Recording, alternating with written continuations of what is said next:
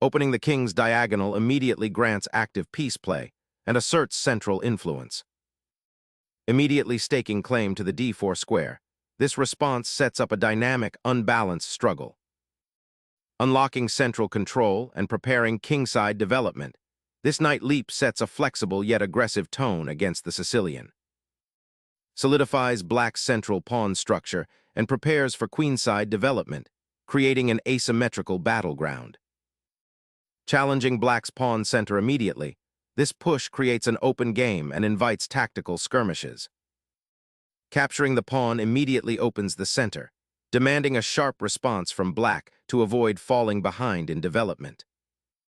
Instantly seizing central space, the knight asserts influence and prepares for further development in the open Sicilian. Challenging the center's knight, this development prepares to castle and introduces immediate central pressure. Securing the central knight asserts influence over the d5 square, preparing for potential pawn advances and piece development.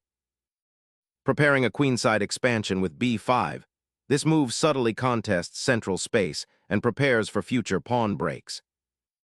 Developing the bishop to g5 exerts immediate pressure on the knight, potentially disrupting black's pawn structure and preparing for a pawn grab on e4 if black isn't careful with development. Preparing to break free, black opens a diagonal for the queen and supports the pawn chain, but it does invite a potential pin on the knight. This move signals a desire to establish a more solid pawn structure and prepare for piece development on the queen side. Challenging the center and aiming for kingside space, white boldly pushes this pawn forward, setting the stage for a sharp Sicilian battle. Escalating aggression, black immediately challenges white's queenside pawns, aiming to disrupt their pawn chain and gain queenside space. This pawn thrust also prepares for potential piece development to the queenside, like bb7, putting pressure along the long diagonal. However, this advance can create weaknesses behind it, potentially offering targets for white's pieces later on. Opening the e-file forcefully aims to disrupt black's central structure and exploit the pawn chain's forward thrust, potentially creating attacking chances along the newly cleared path while simultaneously increasing white's space advantage. Black immediately confronts white's pawn thrust, initiating a sharp tactical sequence that forces a decision in the center and opens up lines for both sides. This aggressive exchange, while exposing black's king slightly, aims to disrupt white's central control and potentially create counterplay on the queen side. Initiating an aggressive pawn storm on the king side, this pawn thrust dramatically seizes central space and forces black's knight to retreat, creating a dynamic imbalance.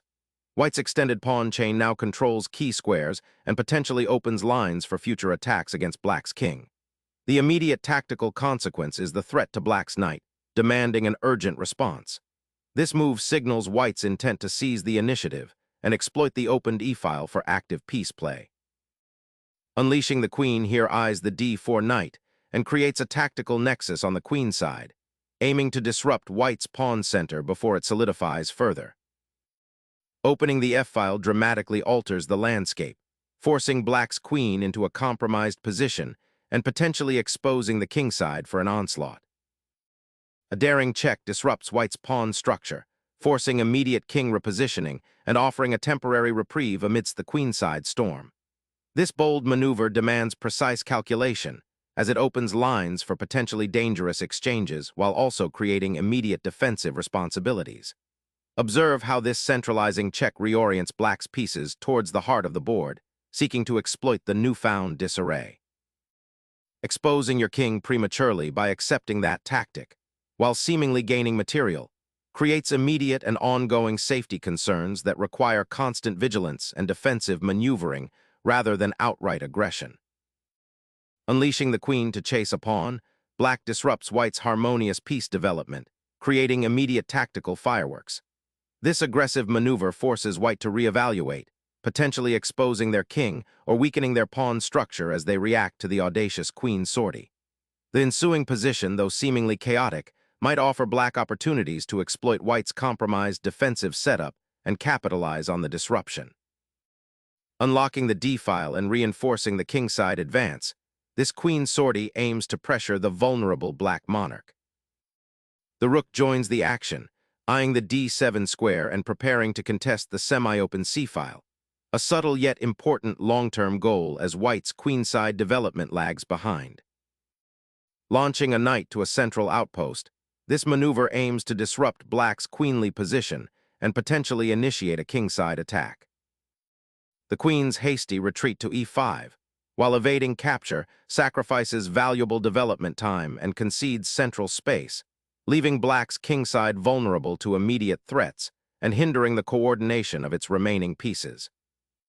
Castling queenside opens up the d-file and creates a powerful attacking spearhead with the rook and knight poised for action, but simultaneously exposes white's king to potential counterplay along the c, and a files should black manage to reposition their pieces effectively. Tethering the rook to the d-file after black's queen has danced its way back to safety seems to be an attempt to fortify this critical pathway, though it arguably sacrifices tempo and allows white's pieces to consolidate further. Unleashing immediate pressure, white targets the somewhat exposed black queen, aiming to disrupt black's developing coordination and exploit the slightly awkward queen placement. Opening the g-file with this capture sacrifices pawn structure for potential attacking avenues, aiming to exploit the exposed white king. Releasing the central tension opens lines and signals a shift towards a more tactical, potentially material-focused phase of the game, aiming to exploit black's doubled pawns. The structure of the kingside pawns is now irrevocably compromised, leaving your monarch exposed to potential future assaults along the newly opened g-file. Targeting the exposed king with a knight fork is the immediate objective, creating a significant material advantage and likely forcing a swift end to the game unless black can find a miraculous defense. Navigating the complications of this sharp Sicilian Najdorf variation, black's king, now exposed by the pawn structure and the discovered attack from white's knight, must retreat to the safety of the central files, although this position remains fraught with danger as white's pieces are poised to exploit the weakened kingside and open d-file. The white knight, after a bold advance, now aims to exploit the exposed black king and the open d-file, seeking to dismantle black's already compromised pawn structure while simultaneously clearing space for further piece activity. Black finally recaptures the knight, though the position remains incredibly imbalanced. The pawn structure on the kingside is severely damaged, leaving the black king with exposed diagonals, and the white rooks are now eyeing the open d-file. The bishop on d7, while developed, lacks immediate attacking scope and faces potential pressure from white's central pawns. A cunning knight repositions, eyeing potential outposts on c5 and aiming to disrupt black's still exposed monarch while shoring up its own queenside defenses. Black's bishop now eyes the open d-file, aiming to disrupt white's rook on d7 and potentially create threats against the pinned knight on b3. Clearing the path for the queen's bishop to engage the center, this maneuver prepares a positional squeeze on black's somewhat exposed king, potentially leveraging the open d-file for future incursions. Unleashing the pawn to e4 injects dynamism into the center, aiming to disrupt white's currently well-aligned pieces and potentially open lines for black's rook. This aggressive pawn thrust challenges the bishop on f3 and creates immediate tactical possibilities, forcing white to react and decide how to address this new central threat. It's a bold attempt to seize the initiative and complicate the position, potentially leading to sharper play.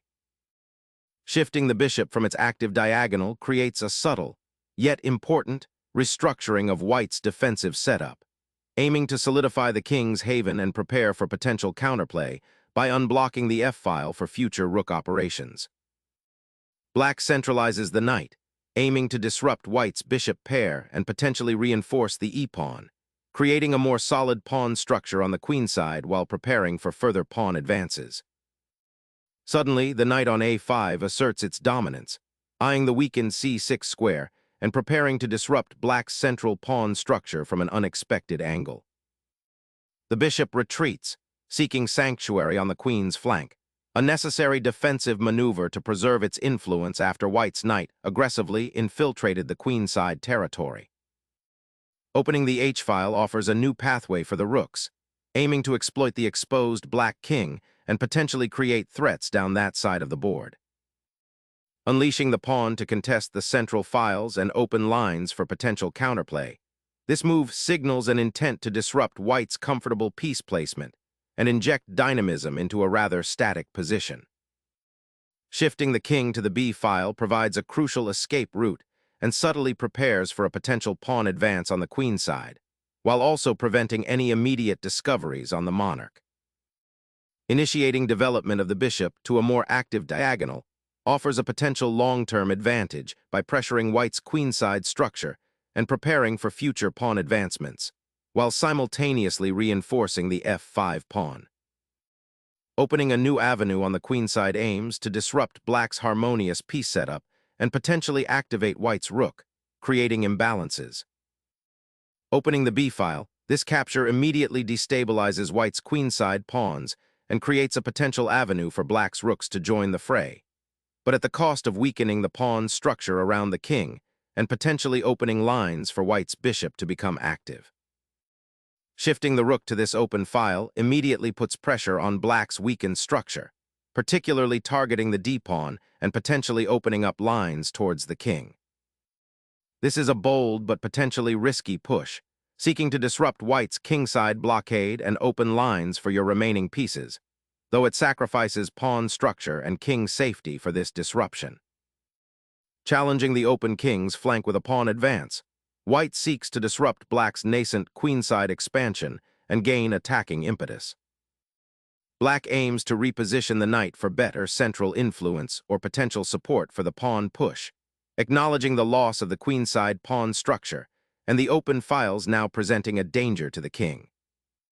The bishop's relocation to c4 creates a potent diagonal, directly eyeing the e4 pawn and simultaneously preparing to support an eventual advance on the kingside, potentially opening lines for further disruption. The bishop's relocation to f4 is an attempt to inject some dynamism into black's position by activating a piece that has been somewhat passive, aiming to disrupt white's kingside control and potentially open lines for attack against the isolated e-pawn, though it sacrifices immediate central pawn structure integrity for future compensation. Shifting the bishop to its third rank immediately aims to re-establish control over the d5 diagonal and put pressure on black's central pawn structure, especially after black's advanced kingside pawns create potential weaknesses. The pawn sacrifice on b2 is a desperate gambit to shatter white's tightly packed pawns and attempt to create some semblance of counterplay by opening lines towards the white king. It's a bold, yet potentially unsound, attempt to disrupt white's superior piece activity and positional advantage. Unlocking the b file, white initiates a bold maneuver, aiming to exploit the open avenues towards black's vulnerable queenside and potentially trap the adversary's bishop. Boldly challenging the rook's position on the open file, this maneuver endeavors to disrupt white's centralized pieces and potentially force concessions, though it risks leaving the king more exposed should the defense crumble. Asserting dominion over the open file immediately, this rook's journey to the c-file aims to sever the opponent's nascent pawn majority from its supporting pieces. The challenge now is to break through the defensive cordon of black's knights, which are currently well situated to stifle white's pawn advances. Observe how the threatened pawn on a3 dictates black's defensive priorities, creating a delicate balance between active counterplay and safeguarding fundamental weaknesses. A crucial attempt to liberate the beleaguered bishop from its restrictive diagonal and hint at potential pressure along the now open b file. Slamming the rook onto the 8th rank seizes the open file, a bold declaration of intent that immediately pressures the black king's already precarious defensive setup and opens avenues for further infiltration. Unleashing the bishop to d5 strategically aims to contest the open c-file and potentially disrupt white's pawn chain, offering a dynamic counterplay for black in a rather tense middle game. Carving a new path for the queen's bishop, this maneuver initiates a positional tug-of-war, aiming to disrupt black's pawn chain and potentially open lines for white's remaining pieces. The bishop's retreat to b7 aims to defend the vulnerable pawns and prepare for potential counterplay along the queenside, though it concedes significant central space and leaves the knight on d7 rather exposed. Seizing the open b File with the knight opens up a powerful avenue for white to exploit black's vulnerable pawns. Reclaiming the central file opens up a dynamic confrontation, where the black rook, now liberated from its defensive post, actively contests the open file, aiming to disrupt white's queen and bishop battery. This maneuver initiates a critical phase of the game, where precise coordination of black's remaining pieces will be paramount to nullify white's slight material advantage and exploit any positional weaknesses that might arise. Securing the pawn endgame advantage, this king march clears the path for immediate piece activity and consolidates the newly acquired material advantage. Black gambits a pawn to open a critical pathway for the rook, aiming to exploit the slightly exposed white king. Exposing the king to an immediate threat from the rook on b7 makes this a rather audacious decision, creating a tactical minefield where a misstep could prove fatal. But perhaps it's a gambit to disrupt black's carefully constructed pawn chain and open lines for your remaining pieces. Securing the rook's advancement to the 7th rank offers immediate pressure and limits the opponent's king's mobility, while simultaneously preparing to exploit the weakened queenside pawns. Unleashing the rook to the 8th rank fundamentally alters the battlefield, aiming to pry open the queenside and exploit the now exposed black king, while simultaneously threatening to liquidate the queenside pawn structure. Unleashing a check forces the white king into a cramped corner, sacrificing a tempo to consolidate the bishop's active placement and disrupt any immediate counterplay along the back rank. The king's newly acquired diagonal highway to the queenside offers a surprising attacking angle, momentarily distracting from the material disadvantage. The bishop relocates, aiming to exploit the weak square on c7 and create a new battery along the a5-d8 diagonal, potentially pressuring white's king in the endgame. Unleashing a pawn to seize more central space, this push aims to disrupt black's rook's influence on the critical 7th rank and potentially open lines for further penetration. A vital repositioning, the knight seeks safer squares, abandoning the open terrain it occupied. A sudden offensive surge up the h-file, aiming to shatter black's defensive structure and expose the king. Initiating a strategic retreat to the knight frees up the f8 square for immediate defensive reinforcement of the pawn chain and prepares a potential repositioning towards the kingside, aiming to contest white's control over the crucial h-file. The rook's capture opens a critical file, but black's bishop now enjoys enhanced scope on the long diagonal, creating exciting possibilities for counterplay. The king's final act of bravery, venturing into the open, now faces the chilling reality of its exposed position, a stark contrast to the once solid pawn shield. Securing the open file with the rook drastically improves its influence, creating immediate threats and offering white significant advantages in the upcoming endgame skirmishes. Recognizing the looming threat of mate on the h8 square, black sacrifices a piece to disrupt white's attack and regain some initiative. The rook now occupies the vital 6th rank, threatening to infiltrate the black position and disrupt any defensive harmony. Reclaiming the passed pawn with the rook solidifies white's initiative and forces black to confront the advanced threat directly, aiming to disrupt black's defensive structure. Securing the king's escape route is paramount as the queens are off the board, allowing this monarch to step out from the shadows and potentially participate in the unfolding pawn race. Pressing the pawn forward creates a dangerous passed pawn, aiming to disrupt white's rook on the file and force concessions. The bishop retreats to a square where it can defend the central pawn structure and potentially redeploy to the kingside if the opportunity arises, while also keeping an eye on the long diagonal towards black's king. The king, now exposed, becomes a prime target, initiating a desperate scramble to shield it from further attack as the rook's eye open diagonals. Challenging the pinned defender, this rook thrust aims to disrupt black's pawn structure and open lines toward the enemy king. Unleashing the rook, black aims to disrupt white's king's safety and create further complications in this endgame, forcing the monarch into a precarious square. Unleashing the rook from its protective cover on the 3rd rank, the king bravely steps forward to support the pawn's advance, creating a dynamic tension that demands black's immediate attention and limits their options for counterplay. The bishop, finally finding a haven on e7 after a long journey, aims to support the pawn chain and potentially participate in a kingside defense. The king bravely steps forward, aiming to disrupt the enemy pawn structure and become an active participant in the unfolding endgame, potentially creating a dangerous passed pawn down the file. The rook slides onto the open 7th rank, a bold maneuver aiming to disrupt white's pawn structure and potentially create counterplay. Unleashing the pawn storm on the kingside now aims to crack open black's defensive structure, creating immediate attacking possibilities and potentially exploiting the misplaced knight on a4. Unleashing the pawn's final sprint for the promotion square, this aggressive advance disrupts white's defensive setup and forces immediate attention towards the queenside, potentially opening lines for black's remaining pieces to exploit. Securing the bishop on its current outpost is paramount to disrupting black's attacking rhythm on the queenside. Unleashing a final flourish, black's bishop momentarily disrupts white's king's sanctuary, forcing a concession. Yet the underlying positional advantage for white, especially concerning the open files and piece activity, remains a significant hurdle for black to overcome in the ensuing endgame.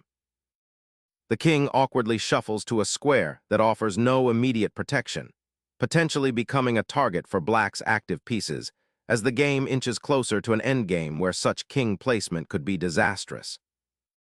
Unleashing a final desperate check, black hopes to disrupt white's impending mating attack and perhaps force an exchange or create a stalemate opportunity, though white's king seems safely tucked away for now. The king, exposed on the kingside, now becomes a target as it retreats to a seemingly safer square. The king's vulnerability is laid bare as the rook charges forward, forcing a retreat and potentially simplifying into a favorable rook and pawn endgame for black. Unleashing the king presents a double-edged sword here, aiming to activate this dormant piece but potentially exposing it to black's active bishop and the open files. The pawn's aggressive march forward dramatically alters the landscape, creating a new weakness on d5 and an attacking avenue for the rook on the 7th rank, forcing a reevaluation of piece placement and defensive structures. The rook's relocation to the 2nd rank prepares to defend the vulnerable pawn structure and potentially counterattack along the now open 2nd file, a subtle shift from the previous aggressive push. That check forces the opposing king to commit to a specific square, potentially creating a target for future attacks. The bishop pivots to a commanding diagonal, aiming to disrupt black's defensive structure and potentially initiate a mating attack by opening lines towards the exposed king. Opening up the f-file with the pawn advances black's counterplay, aiming to exploit the weakness created around white's king and potentially infiltrate with the rook.